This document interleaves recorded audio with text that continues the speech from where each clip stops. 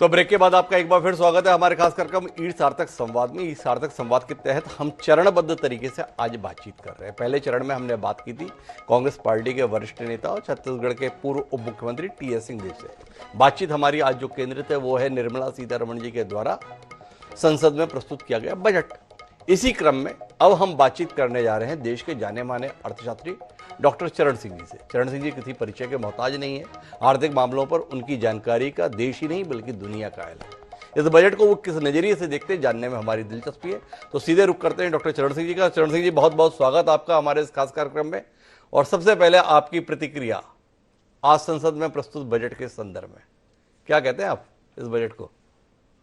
यहाँ तक बजट का सवाल है, मैं बजट को दो पहलू से देखता हूँ। एक तो देखता हूँ कि क्या इसमें नीति कैसी है, और एक देखता हूँ कि उसमें आंकड़े कैसे हैं। जी, दो पहलू एक बजट के होते हैं। इससे पता लग जाता है कि सरकार ने पिछले वर्ष जो जो कहा वो आंकड़े ठीक आए कि नहीं आए। वो भी क्योंकि आपको पता है कि अंतर्राष्ट्रीय रेटिंग एजेंसी देख रही होती हैं, उस पर देश की अर्थव्यवस्था काफी ज्यादा निर्भर होती है। तो उससे मैं देखता हूँ कि इसमें इनकी नीति क्या है, आगे क्या करने वाले हैं। तो अगर मैं इन दोनों पहलुओं से देखूं, तो अगर आप देखें जो आंकड़े हैं, फिस्कल कंसोलिडेशन एकदम सॉलिड रहा है। ग्रॉस फिस्कल डेफिसिट 5.1 से 4.9 आ गया है, एकदम दिखाने पे चल रहा है। जहां तक एक्सपेंडिचर का सवाल है, कैपिटल एक्सपेंडिचर आप भी जानते हैं, उसको भी इन्होंने बढ़ाया है। और कैपिटल एक्सपेंडिचर की सबसे अच्छी बात ये होती है कि वो इंटरजनरेशनल चलता है, उसके मल्टीप्लायर इफेक्ट बहुत अच्छा होता है रेवेन्यू एक्सपेंडिचर के पर, तो उसमें भी बढ़ोतरी हुई है, तो उस एंगल से बहुत अच्छा है। अब दूसरा पहलू एक बजट का होता है कि सरकार की नीतियां क्या है, आगे क्या करने वाले। ये पहले ही आप जानते ही इलेक्शन के बाद ये इनका पहला बजट है, 8 महीने रह गए हैं, उसमें इनकी नीतियां साफ उभर कर सामने आई हैं।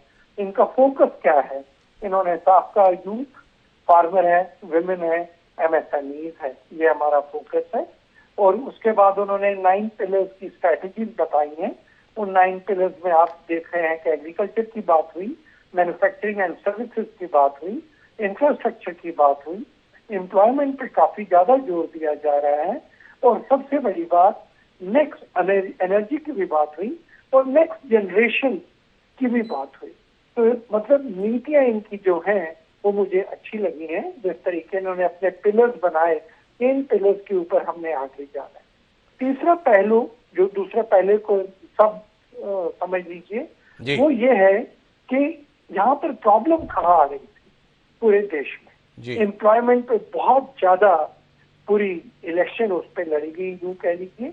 एम्प्लॉयमेंट पे काफी ज्यादा आर्टिकल्स भी आ रहे थे, तो इन्होंने साफ कहा है कि मैंने एम्प्लॉयमेंट को अटैक करना है, एम्प्लॉयमेंट को संभालना है।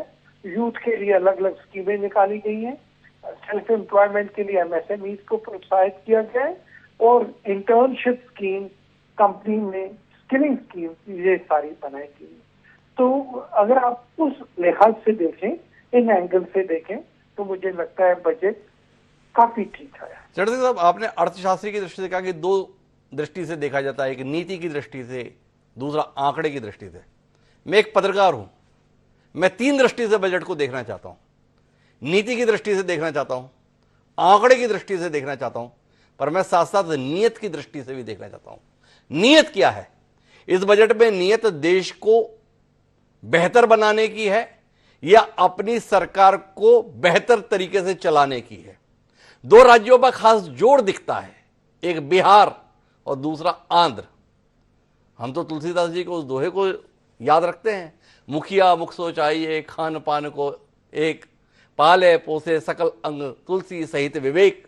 तो सबके संदर्भ में, पर यहां बिहार और आंध्र प्रदेश 2 प्रमुख सहयोगी दल, जनता दल यूनाइटेड और तेलुगु देशम पार्टी, क्या आप उससे इत्तेफाक रखते हैं बतौर अर्थशास्त्री, या आपको लगता है कि बिहार और आंध्र प्रदेश को विशेष जरूरत थी इसलिए उनको विशेष प्रावधान किया?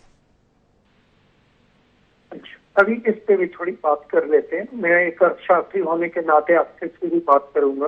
आप जानते हैं बिहार बीमारू देशों में से एक था, और जब बीमारू देश हम कहते हैं तो बिहार में प्रगति कोई ज्यादा नहीं हुई है।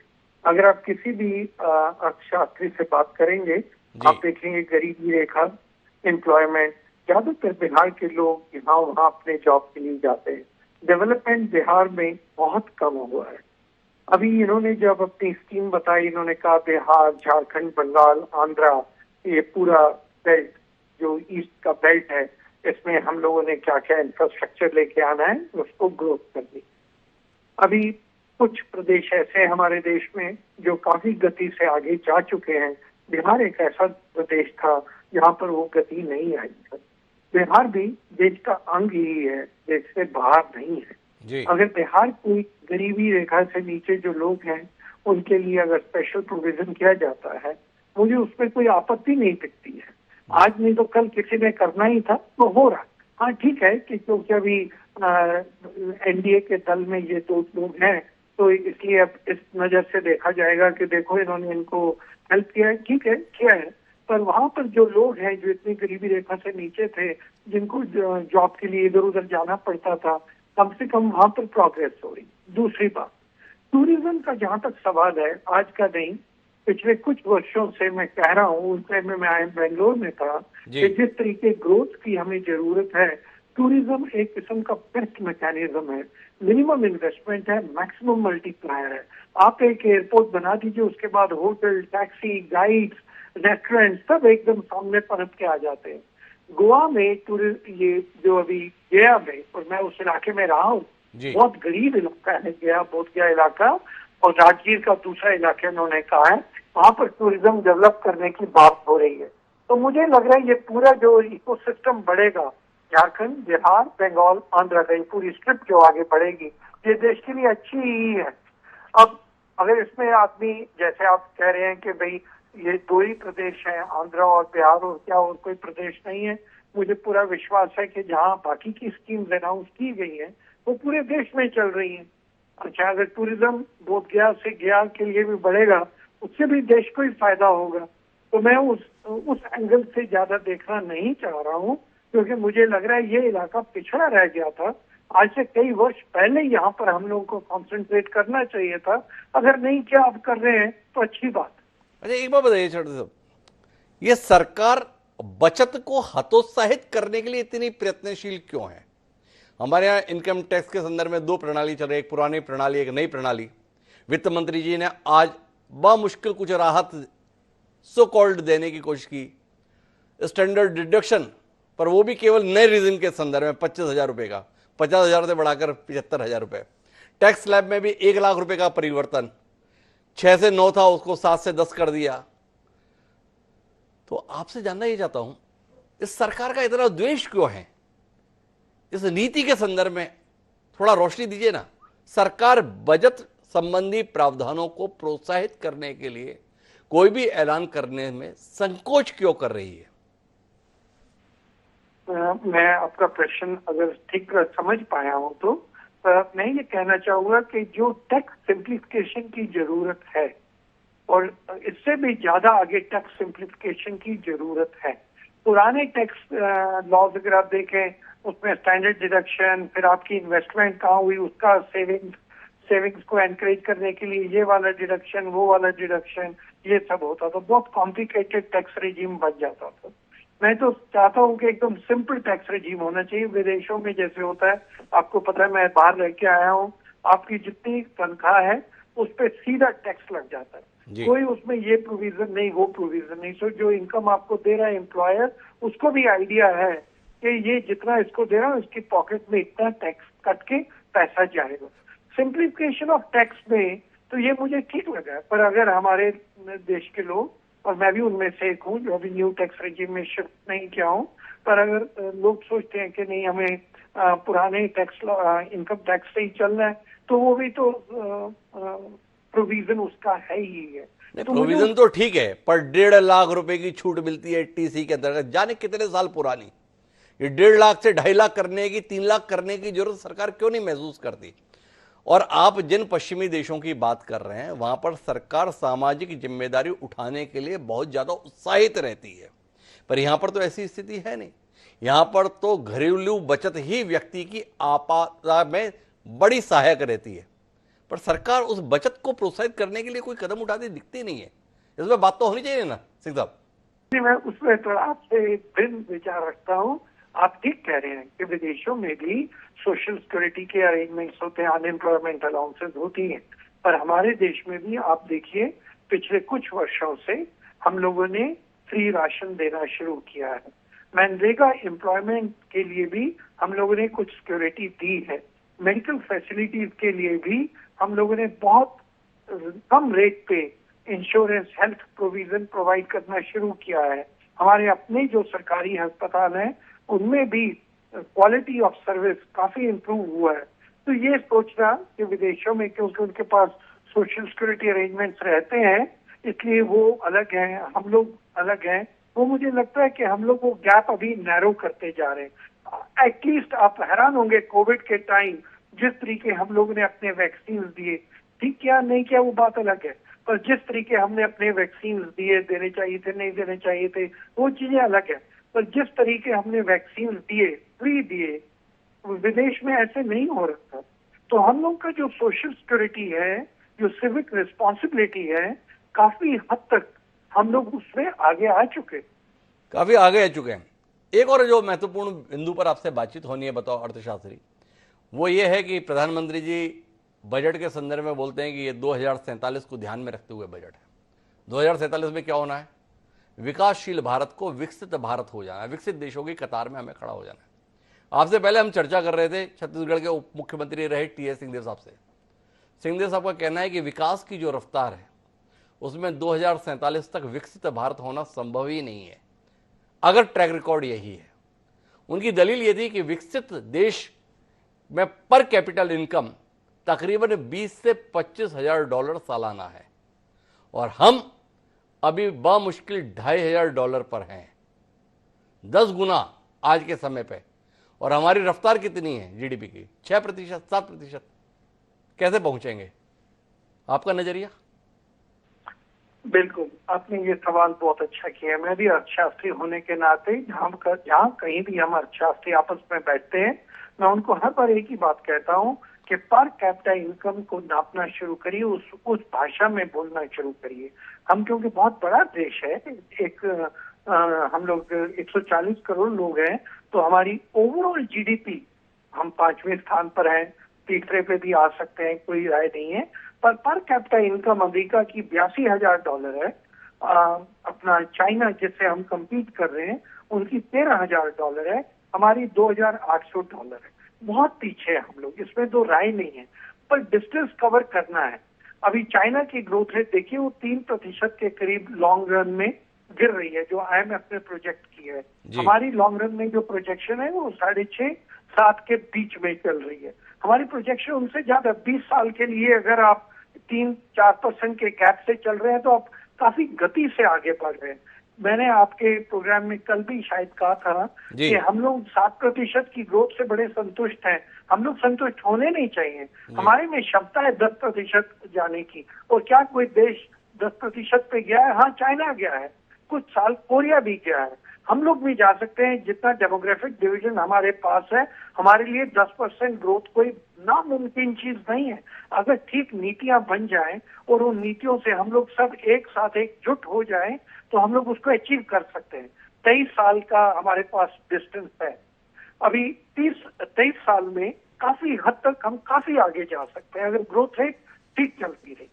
एक्सचेंज रेट के भी ऊपर जोर पड़ता है, क्योंकि जब आप विकसित देश की भाषा कह रहे हैं तो डॉलर में हम लोग नापते हैं जी। मैं आपसे पूरा एग्री करता हूं कि जब हम 10% से चल रहे होंगे 2,500 की बेस से लेके, और अमेरिका अगर 1% से चल रहा होगा 82,000 की बेस के ऊपर, तो हम उनसे आगे जाएंगे पर कैपिटा इनकम में। ये मैं आपके साथ सहमत हूँ, कभी भी 100 साल लग सकते हैं। पर बात ये है, पूरी दुनिया में क्या कोई और देश है जिसने अपने ऊपर ये मन में बात बिठाई है कि मुझे अगले 25 साल में क्या करना है? हम लोग ज्यादातर हमारे देश में रशिया का मॉडल देखते हुए 5 साल की प्लानिंग करते थे, उसमें कभी चूक जाते थे, पर कम से कम एक स्ट्रैटेजी बन जाती थी, हर आदमी की एनर्जी उस साइड चली जाती थी। अब हम लोग 25 साल का सोच रहे हैं, और सिर्फ 25 साल का ये नहीं कि हम लोग सोच रहे हैं दूर का, हम लोगों ने उसको 5-5 साल में तोड़ रखा है। और हम लोगों ने, आपको पता है, नीति आयोग के वेबसाइट पे भी अगर जाएंगे, मैं अपना ईग्रो फाउंडेशन की अपनी स्टडी पढ़ी, औरों की भी होगी, जहां पर हमने कहा कि देश अगर विकसित होना है तो 2036 में कैसे होगा, फिर ऐसे 5-5 साल के स्लैब में कैसे आगे जाएं। तो इसलिए मुझे ये जरूर है कि हम लोग 2,500 की बेस से 82,000 की बेस अचीव कर लेंगे। वो मुझे भी पता है ऐसे नहीं हो सकता, पर क्या 2,500 की बेस पे हम 15 या 18,000 की बेस अटेन कर सकते हैं? हाँ, कर सकते हैं। तो चटर्जी जी, आपको उम्मीद है कि हाँ हम कर सकते हैं अगर हम ठीक तरीके से योजनाएं बनाएं और उसका क्रियान्वयन करें। चटर्जी साहब, आपसे जब भी बात करता हूं तो आप सरकार की नीतियों के कट्टर समर्थक के तौर पर मुझे महसूस होते हैं। मैं जानना ही चाहता हूं कि इस बजट में कुछ ऐसा भी है जो बतौर अर्थशास्त्री चरण सिंह जी चाहते थे कि होना चाहिए पर इस बजट में नहीं है?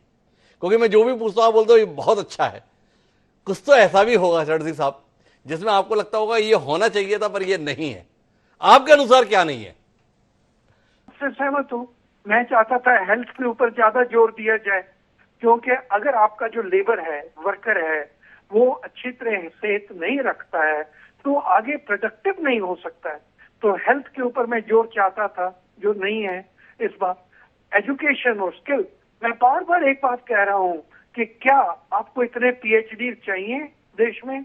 क्या ये यूनिवर्सिटीज, आईएम्स जो आपने बना रखे हैं, आईएम क्या करता है? आईएम एक मैनेजर बना रहा है गोल्डमैन सैक्स के लिए। पर आपको अगर एंटरप्रेन्योर्स चाहिए तो एंटरप्रेन्योर्स बनाने के लिए आपको इंडियन इंस्टीट्यूट ऑफ मैनेजमेंट की जरूरत नहीं है, इंडियन इंस्टीट्यूट ऑफ एंटरप्रेन्योर्स की जरूरत है।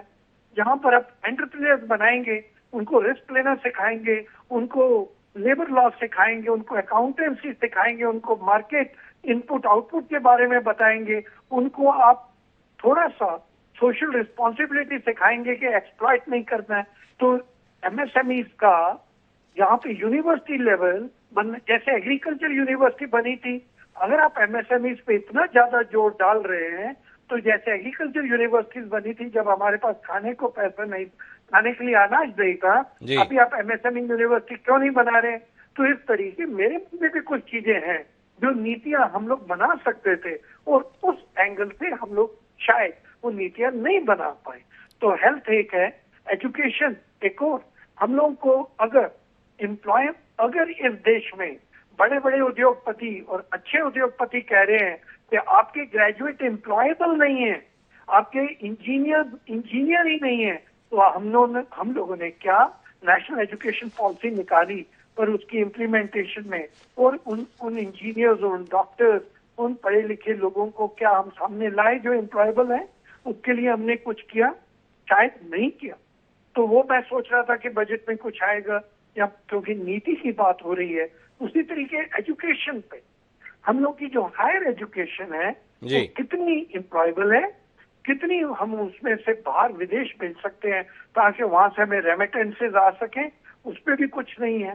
तो इसलिए अब उसका एक काउंटर सवाल आप मेरे पे कर सकते हैं कि देखिए एजुकेशन और हेल्थ स्टेट का भी सब्जेक्ट है, स्टेट पे छोड़ा गया है, हो सकता है। पर मैं बजट में सोच रहा था कि इन चीजों पे थोड़ा और अध्ययन होगा।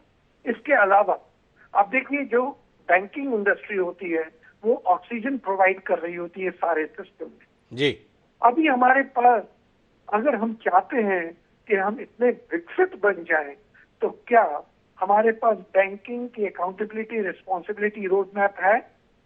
एनबीएफसी का है, जो स्टॉक मार्केट है उसका कुछ है? बजट में कुछ नहीं आया, सिर्फ इतना एक पैराग्राफ आया है कि हम लोग एक विजन डॉक्यूमेंट बनाएंगे। और मैं सोच रहा था जब हम विकसित भारत की बात करते हैं तो ये चीजों पे भी जोर आ चुका होगा कि बैंकिंग किस प्रकार की हो। तो उस तरीके कुछ गैप्स हैं, पर मैं सोचता हूँ कि एक बजट इतना ही कर सकता है, इससे ज्यादा नहीं कर सकता। अच्छा, बजट इतना ही कर सकता है? जहां कोई गुंजाइश दिखती है बजट तो वहीं पे कैंची लेके चल देता है वित्त मंत्री जी का। अब वो कैपिटल गेन, पहले लॉन्ग टर्म कैपिटल गेन बिल्कुल भी नहीं था शेयर के संदर्भ में, फिर कैपिटल गेन लगा दिया। इस बार कैपिटल गेन भी बढ़ा दिया, शॉर्ट टर्म भी बढ़ा दिया, लॉन्ग टर्म भी बढ़ा दिया। कम से कम देश इसी पे उत्साहित हो जाता था कि हमारा शेयर बाजार यहाँ जा रहा है, वो भी बर्दाश्त नहीं हुआ सिंह साहब। आप आधा ग्लास देख रहे हैं, आधा मैं दिखा देता हूँ। एंजल टैक्स छोड़ दिया है ना, जी वो भी तो है, जी वो भी तो है, सरकार चलानी भी है। अच्छा, आपको मैं एक और बात कहता हूँ जो मुझे बहुत फिक्र कॉज कर रही है। आपको पता है कि शायद आपको पता है, मैं डिफेंस फैमिली से बिलोंग करता हूँ। जी। मैं सोच रहा था कि जो जियोपॉलिटिक्स चल रही है, जिस तरीके अमेरिका में जो हो रहा है, रशिया और चाइना और आसपास जो हो रहा है यूक्रेन के साथ, डिफेंस पे हम लोग अपने डिफेंस को कितना मॉडर्नाइज कर सकते हैं। पर डिफेंस एक्सपेंडिचर आप देखिए, उसमें कोई ज्यादा बढ़ोतरी नहीं हुई। जी। तो मेरे मन में भी कुछ चीजें हैं, और मैं देख रहा हूं कि एक हम लोग सब लोग मिलके 17% ऑफ जीडीपी सिर्फ टैक्स देते हैं। सपने लेते हैं अमेरिका के, अमेरिका 40% ऑफ जीडीपी का टैक्स देता है। यूरोपियन कंट्रीज का एवरेज 34 और 44 के अंदर है टैक्स टू जीडीपी रेशियो। सपने लेते हैं वहां से, घूमने वहां जाना चाहते हैं, बच्चों को वहां पढ़ाना चाहते हैं। इंडिया का टैक्स टू जीडीपी रेशियो सिर्फ 17% है। अब 17% में आप क्या क्या कर सकते हैं? जी। चादर ही इतनी छोटी है, उसमें ज्यादा से ज्यादा जो कर सकते हैं वो शायद हो रहा है, पर सरकार अंदर से जागती होगी। मैं बाहर से जो विश्लेषण कर पाया हूँ, यही समझ पाया हूँ कि इतने में इतना ही हो सकता है। तो कुल मिला के रण सिंह साहब का कहना है कि जितना है उतने में इतना ही हो सकता है।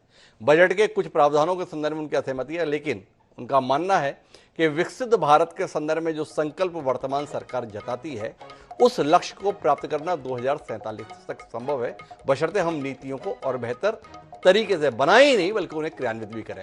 अगर जीडीपी की दर को हम 10% से ऊपर ले जाते हैं तो विकसित भारत के सपने को साकार करने में कामयाबी होंगे। आपका बहुत बहुत धन्यवाद रणजीत साहब हमसे जुड़ने के लिए इस महत्वपूर्ण मौके पर। तो इस बजट चर्चा के अंतर्गत सार्थक संवाद में इतना ही। उम्मीद करते हैं कि हमारा यह संवाद आपको सार्थक महसूस हुआ हो। तो आज के लिए इतना ही, कल मिलेंगे चर्चा के तहत, पर तब तक के लिए मुझे दीजिए इजाजत।